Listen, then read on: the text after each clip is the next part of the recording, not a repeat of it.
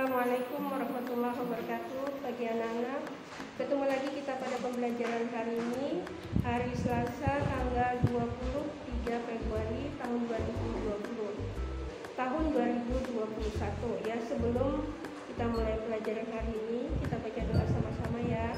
Bismillahirrahmanirrahim. Raditu billahi robba wa bil islami dina wa bi Muhammadin nabiyya wa rasulah. Rabbi zidni ilma warzuqni fahma. Amin.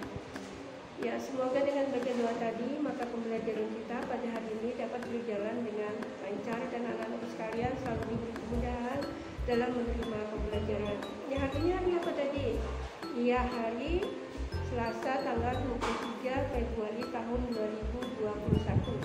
Senin Selasa Rabu Kamis Jumat Sabtu Minggu itu malam hari.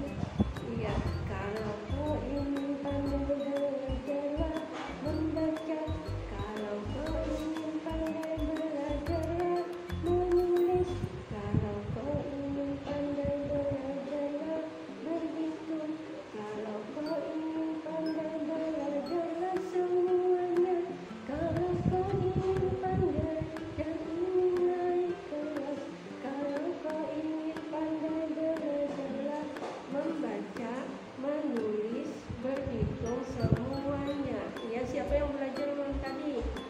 Iya, tentunya anak-anakku sekalian semuanya belajar ya. Kita belajar supaya pintar. Jadi belajar tidak perlu disuruh oleh orang tua, tapi harus jadi kemauan kita sendiri ya. Langsung saja kita masuki pembelajaran kita pada hari ini.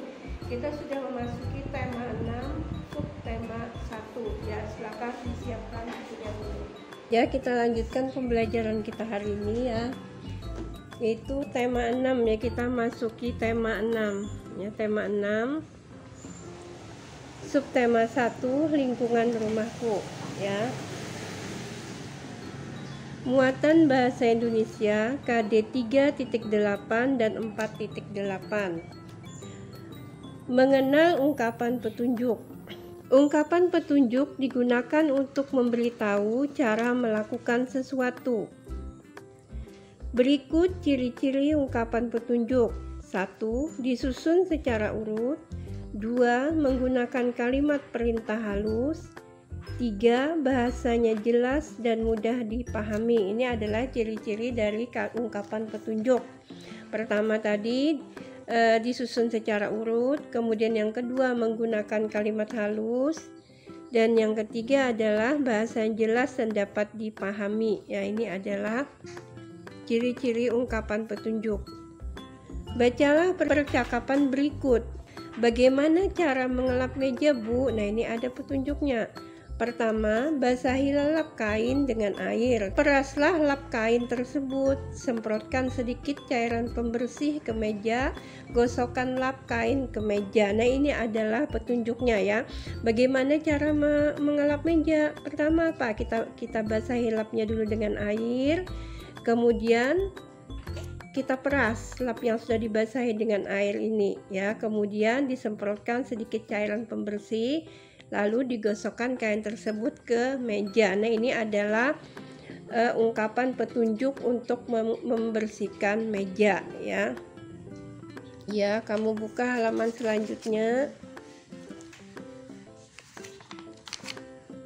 yaitu halaman 100 ya, masih mengenai ungkapan petunjuk. Muatan bahasa Indonesia KD 3.8 dan 4.8.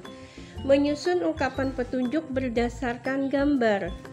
Ungkapan petunjuk akan lebih jelas jika disertai gambar ya. Jadi ungkapan petunjuk ini bisa lebih jelas lagi supaya kamu mudah memahaminya, maka dilengkapi atau disertai dengan gambar. Perhatikan contoh ungkapan petunjuk cara membersihkan kamar. Nah, ini ungkapan petunjuknya ya. Rapikan benda-benda yang ada di kamar. Lihat ini, kan berserakan di kamar, kemudian benda-benda yang berserakan ini dirapikan ya. Rapikan benda-benda yang ada di kamar. Kemudian yang kedua, bersihkan debu yang menempel menggunakan kemucing atau lap basah. Kemudian yang ketiga, sapulah lantai, kemudian pel hingga bersih. Nah, ini adalah kalimat ungkapan petunjuk, yaitu menggunakan kata perintah yang halus, kemudian kalimatnya tersusun ya. Pertama tadi, rapikan benda-benda yang ada di kamar. Kemudian yang kedua, bersihkan debu yang menempel menggunakan kemucing atau lap basah. Kemudian yang ketiga, sapulah lantai, kemudian pel hingga bersih. Ini adalah kalimat petunjuk untuk membersihkan kamar. Nah, sekarang menyusun ungkapan petunjuk berdasarkan gambar. Ini ada gambar lagi, lihat ini ya, ada tangan, ini ada sabunnya, ini ada keran airnya. Ini gambar yang kedua, ini gambar yang ketiga, gambar yang keempat, dan gambar yang kelima. Gambarnya ini belum urut ya, nanti kamu urutkan, kemudian dibikin kalimat petunjuk. Yang pertama yang mana? Iya betul, katanya basahi, letakkan pertama katanya basahi dulu ini tangan dengan air. Iya, ini yang pertama ya, basahi tangan dengan air ya. Kemudian yang kedua yang mana? Iya betul ini ya. Kemudian dikasih tangannya, dikasih sabun cuci tangan, nih lihat. Nah ya kan. Kemudian yang ketiga yang mana? Iya, tangannya digosok-gosok dulu. Kemudian yang keempat yaitu dibilas dengan air, tangannya dibilas dengan air. Yang kemudian yang terakhir kemudian mengeringkan tangan. Jadi kalimat petunjuknya yang jelas, pertama basahi tangan dengan air, kemudian yang kedua dikasih sedikit sabun di tangannya ya, kemudian yang ketiga tangannya digosok atau menggosok tangannya, yang keempat dibilas, kemudian yang terakhir mengeringkan tangan. Itu adalah menyusun ungkapan ya, menyusun kalimat ungkapan ya. Nah, Ibu kira mungkin kalian sudah bisa memahaminya dan bisa membuat kalimatnya sendiri nantinya. Jadi kalian sudah bisa nanti bagaimana membuat kalimat ungkapan petunjuk ya. Ya, seperti contoh-contoh yang ada ini tadi. Iya, silakan dipahami. Ya, demikian pembelajaran kita pada hari ini. Mudah-mudahan kalian dapat memahami dan mengerti apa-apa yang telah Ibu jelaskan pada hari ini tadi. Ibu akhiri pembelajaran kita hari ini dengan ucapan Assalamualaikum warahmatullahi wabarakatuh.